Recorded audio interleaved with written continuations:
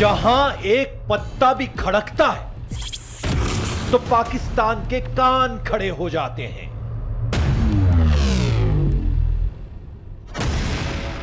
जहां की हवाओं का शोर पाकिस्तान को परेशान कर देता है।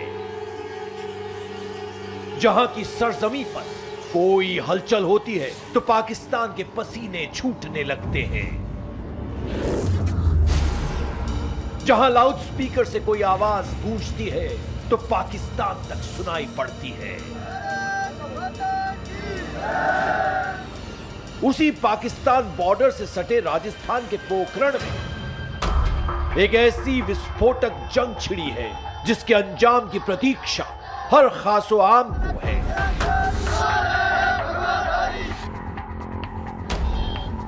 जिसके अंजाम की प्रतीक्षा हर खासो आम को है। इसलिए इस बारूदी लड़ाई का सच जानने हम पहुंचे पाकिस्तान की सरहद के करीब बसी इस परमाणु सिटी में। हम इस वक्त राजस्थान के पोखरण में हैं। परमाणु सिटी कहते हैं इसे। यहां 2 बार परमाणु परीक्षण हुए, लेकिन आज यहां एक दूसरा परीक्षण होने जा रहा है। इस परमाणु सिटी की सबसे विस्फोटक टक्कर का परीक्षण। पाकिस्तान का बॉर्डर यहां से काफी करीब है और कहते हैं कि एक पटाखा भी छूटता है तो पाकिस्तान कांप जाता है। लेकिन इन दिनों शहर का मिजाज बदला हुआ है। इस परमाणु सिटी में विस्फोटक टक्कर होने जा रही है। चुनावी संग्राम छिड़ा हुआ है। नतीजा क्या होगा, आइए देखते हैं। पोखरण की एक एक हलचल पर हिंदुस्तान की नजर है, क्योंकि परमाणु सिटी में एक नया शक्ति परीक्षण हो रहा है। ये शक्ति परीक्षण एक हिंदू योगी और एक मुस्लिम धर्म गुरु के बीच है।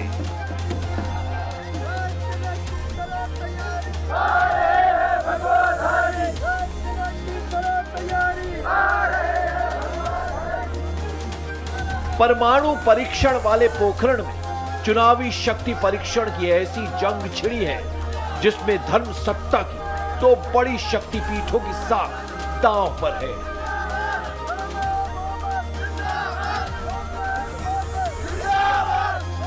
एक तरफ राजस्थान के योगी कहे जाने वाले बीजेपी के उम्मीदवार महंत स्वामी प्रतापपुरी की आग उगलते भाषणों से पोखरण में उबाल आ गया है। हमें जागने नो टाइम आ गयो है।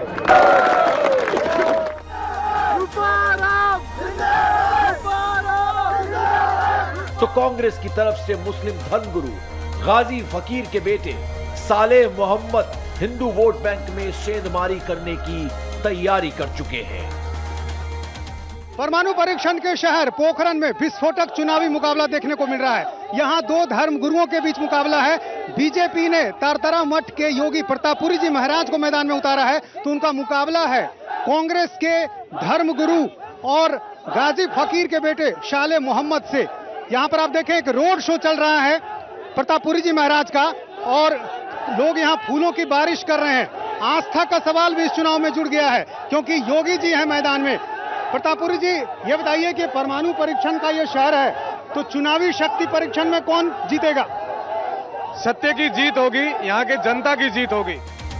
ये शक्ति परीक्षण 2 धर्म गुरुओं के लिए एक महासंग्राम बन गया है, जिसमें कांग्रेस के राष्ट्रीय अध्यक्ष राहुल गांधी और बीजेपी के फायर ब्रांड नेता योगी आदित्यनाथ भी पोखरण आकर चुनावी सभाएं कर चुके हैं। पोखरण में कहा जा रहा है कि महंत स्वामी प्रतापपुरी महाराज के रूप में राजस्थान को नया योगी मिल गया है। योगी आदित्यनाथ और योगी प्रतापपुरी जी महाराज में काफी समानताएं हैं। दोनों योगी हैं, दोनों महंत हैं। एक यूपी के महंत हैं तो दूसरे राजस्थान के। दोनों गेरुआ वस्त्र पहनते हैं और दोनों तीखा बोलते हैं। एक यूपी के मुख्यमंत्री हैं तो दूसरे राजस्थान में विधायक बनने की तैयारी कर रहे हैं। इलेक्शनों के दिनों में, वोटों के दिनों में सब आते हैं और सभी अपनी बातें करते हैं, परंतु पिछले 5 साल के अंदर मोदी जी ने हमारा सिर दुनिया में ऊंचा किया, हिंदुस्तान का सम्मान बढ़ाया है। इसलिए हिंदुस्तान का सम्मान बढ़ाने वाले ऐसे व्यक्ति को हमारा भी समर्थन और साथ मिलना चाहिए।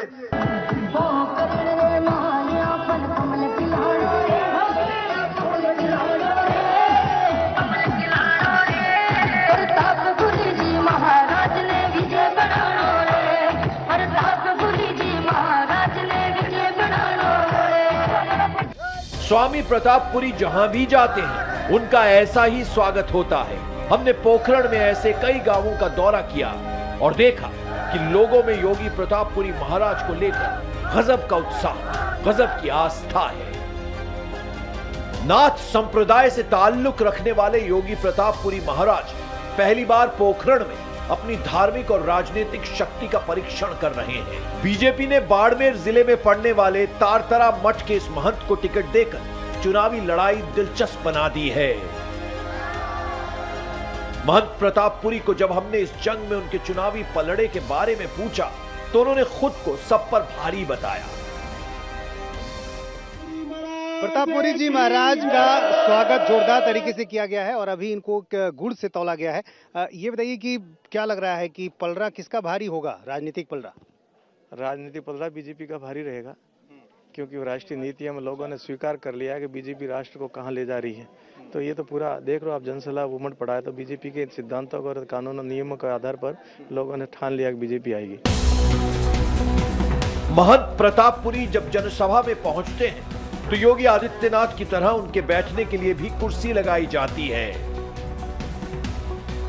पूजा की थाली में चंदन, अक्षत और कुमकुम से तिलक किया जाता है। फूलों की बारिश होती है। महिलाओं में भी महंत प्रतापपुरी के लिए गहरी श्रद्धा है। महिलाएं उनके पैर छूती हैं। पारंपरिक राजस्थानी गीत गाकर नाथ संप्रदाय के इस महंत के लिए जीत की दुआएं करती हैं।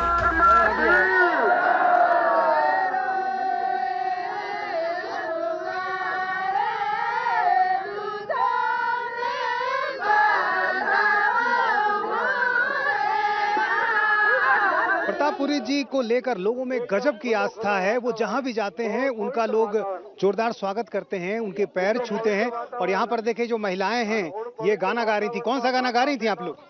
जी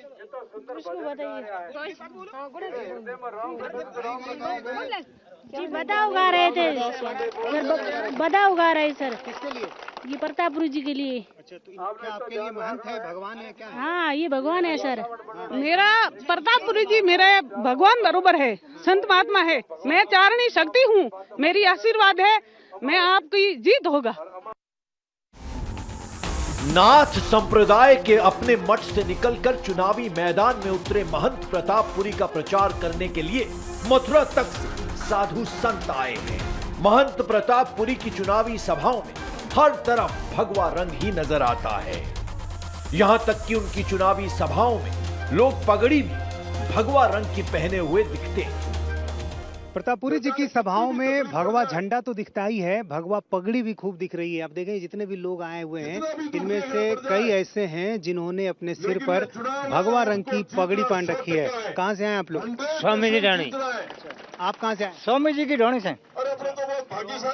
आपको लगता है कि योगी जी जीत जाएंगे? भरोसा है? योगी जी डंकर छोड़ जीते कई मतों से।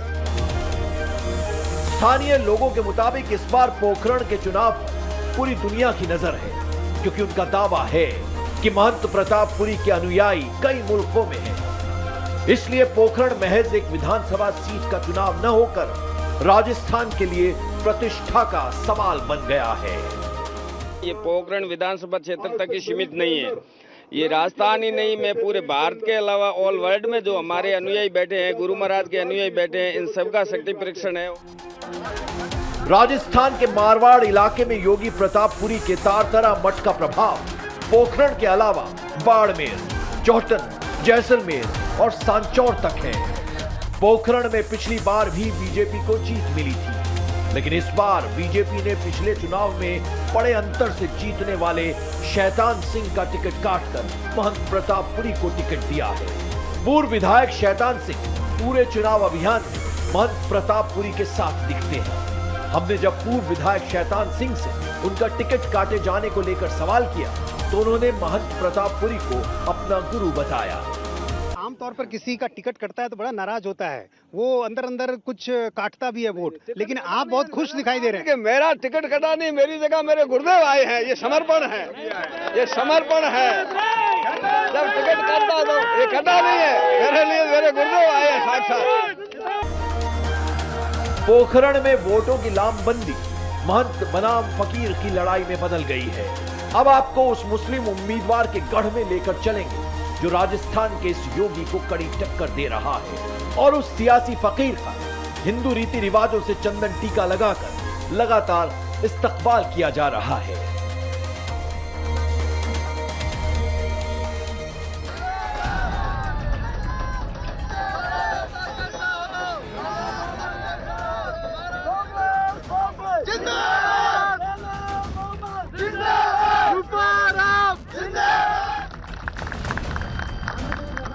हरे कृष्ण के वाक्य सुने रसखान के मुख से, न हिंदू दिखता है न मुसलमान दिखता है, मुझे भारत देश में केवल इंसान दिखता है।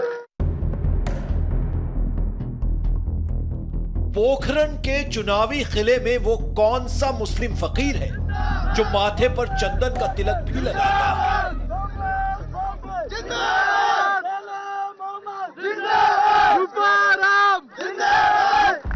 और भगवा पगड़ी भी पहनता है, जो मुसलमान होकर भी हिंदू धर्म का निर्वाह करने का दावा करता है, जिसकी सभाओं में संत महंत राम और रहीम का महिमा मंडन एक मंच से करते हैं, जिस सियासी फकीर की राहों में 36 गांवों की कौमी एकता की मिसाल का सैलाब उमड़ता है।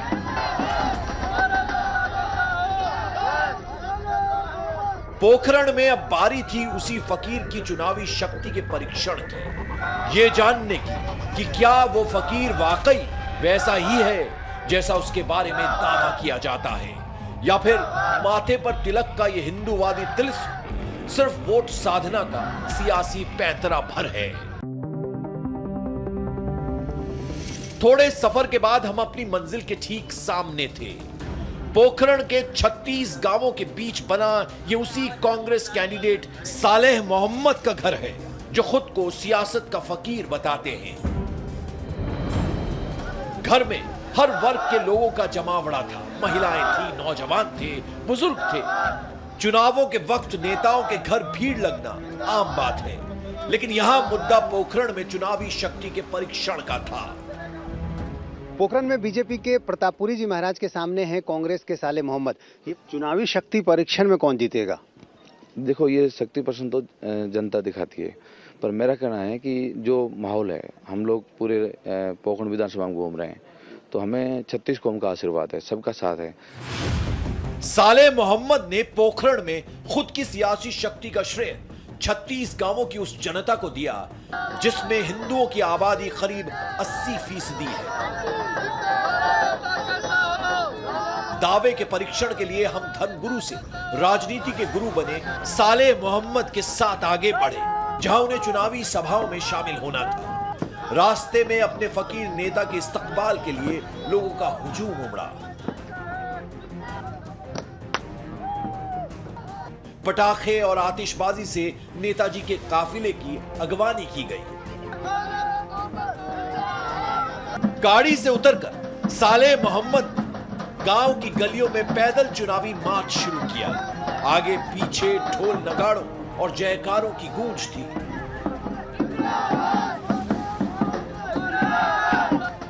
सालेह मोहम्मद का काफिला तेजी से सभा स्थल की तरफ बढ़ रहा था, लेकिन मंच पर पहुंचने से पहले बीच रास्ते में महिलाओं और लड़कियों ने पूरे हिंदू रीति रिवाज के साथ उनका स्वागत किया। पोखरण से कांग्रेस के उम्मीदवार शाले मोहम्मद हैं और यहाँ पर आप देखें उनका चुनाव प्रचार चल रहा है और उनका स्वागत यहाँ पर किया है कुछ स्थानीय महिलाओं ने। हिंदू रिवाज में गहरी आस्था रखने का दावा करने वाले इस सियासी फकीर के माथे पर लड़कियों ने चंदन का तिलक लगाया, गुड़ से मुंह मीठा किया, फिर पोखरण की पौराणिक परंपरा चुनावी रण में नेताजी के साथ आगे बढ़ी। पोखरण में प्रतापपुरी जी महाराज के सामने हैं कांग्रेस के शाले मोहम्मद और उनका चुनाव प्रचार अभियान चल रहा है। आप देखें लगातार ये भी प्रचार में व्यस्त हैं और यहाँ पर आप देखें जो कुछ लड़कियां आपको दिखाई दे रही हैं, इन लोगों ने स्थानीय परंपराओं के आधार पर इनका स्वागत किया है। ये तरीका सिर्फ वोट बैंक की सियासी चाल थी या ये फकीर अक्सर ऐसे ही जनता के स्नेह का सजदा करता है? इसका जवाब हमने उन हिंदू लड़कियों से जानने की कोशिश की जिन्होंने साले मोहम्मद को टीका लगाकर उनकी आरती उतारी थी। कांग्रेस उम्मीदवार शाले मोहम्मद का स्वागत यहां पर हिंदू रीति रिवाज से किया जा रहा है। आप देखें ये जो लड़कियां हैं इनके सिर पर कलश है और इनके हाथों में आप देखें ये गुड़ है, चंदन है, फूल है। तो कैसे स्वागत किया आप लोगों ने इनका? सिंदूर से तिलक किया है, मुंह मीठा किया है।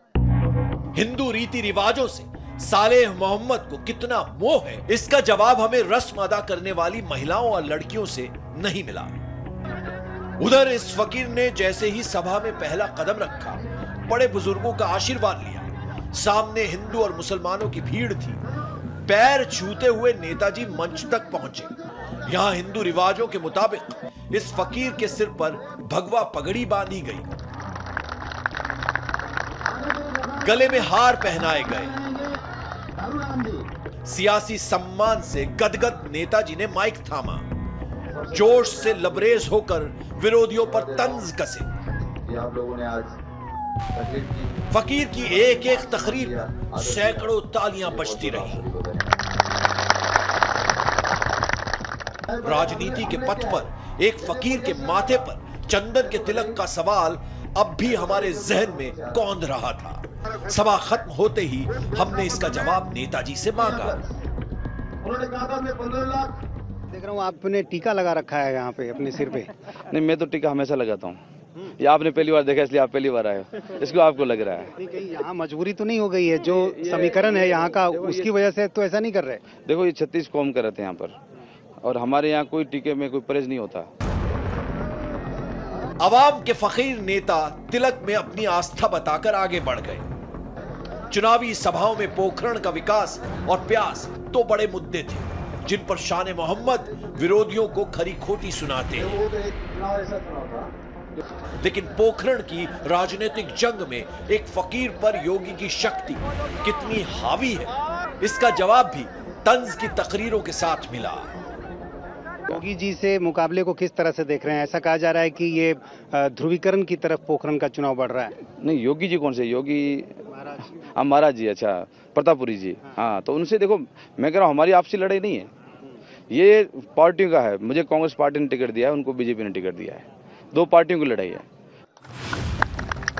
नेताजी हर सभा में फकीर और योगी की सियासी लड़ाई पर गोल मोल जवाब दे रहे थे।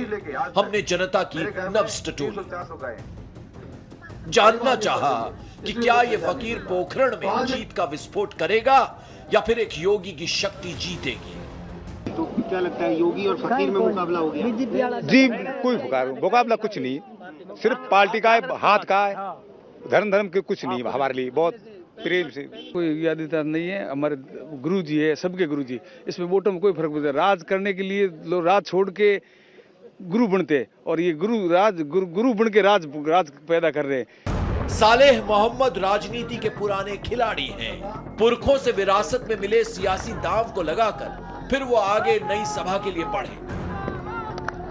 लेकिन यहां जो मंजर दिखा वो और भी हैरान करने वाला था। सियासत का ये फकीर हिंदू रीति रिवाजों को आत्मसात करने के बाद एक तख्त पर आसीन हो गया। सामने मंच पर एक योगी ने चुनाव प्रचार की कमान संभाली। फकीर की शान में सियासी शायरी से सामने बैठी सभा को साधा। कि मंदिर में मैंने रेखा की चुनरी सलमा बेगम सीती है। सालेह मोहम्मद जिस तख्त पर आसीन थे, उसके अगल बगल त्रिकुंडधारी पंडित थे। सामने हिंदू और मुसलमानों का रेला था, जो एक योगी के हर शेर पर तालियां बजा रहा था। हौसलों को ताजगी हवा देना, जिए सर जमीन के वास्ते ऐसी वफा देना, हे मेरे परवरदिगार इन्हें ऐसा आशीर्वाद देना, मरे वतन के वास्ते ऐसी दुआ देना। जिस पोखरण की हवाओं का शोर पाकिस्तान में सुनाई देता है, उसी पोखरण में संत और फकीर की सियासी साधना गूंज रही है। अब संत सत्ता की कुर्सी पर बैठेगा या ये फकीर, इसका फैसला चंद घंटे बाद मशीनों में कैद हो जाएगा।